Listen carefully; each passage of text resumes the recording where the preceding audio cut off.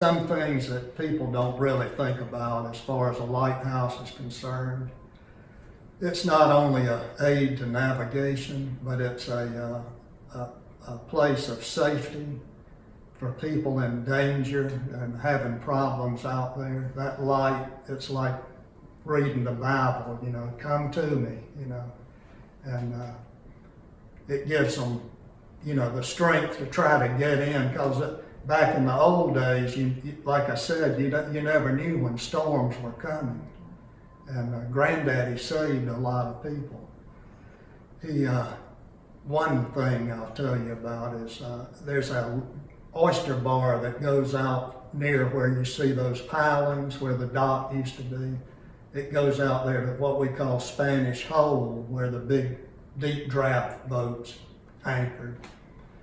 And one day Granddaddy went out there and he heard somebody shouting, "Hey, hey," and he looked, and a man had pulled his boat up on the oyster bar at low tide, because you can see the whole oyster bar. It's out of the water. And he got to having so much fun picking oysters and thought he was in heaven, I guess. He forgot to look at his boat. The tide was coming in. And what happened, the boat floated off. And instead of just letting it go and maybe coming to the lighthouse and get the keeper to take him out, he tried to swim to it.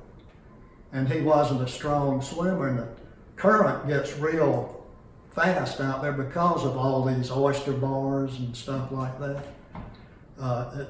The channels are, the water just flows real fast through them. But anyway, Granddaddy heard him yell, and he saw his head out there, and he knew what happened. The boat was going away, and the man couldn't get to it, and he couldn't get back to the oyster bar because the tide was going against him too.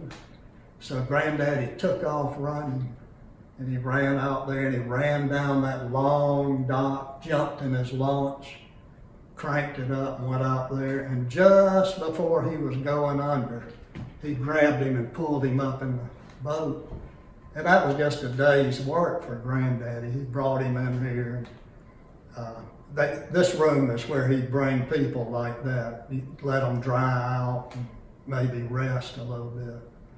But then that was it. And then all of a sudden, he started getting Field and Stream magazines. And he's thinking, I didn't order these. It turned out that man out there was one of the executives of Field and Stream, and he gave him a lifetime subscription to it for the rest of his life, for safety.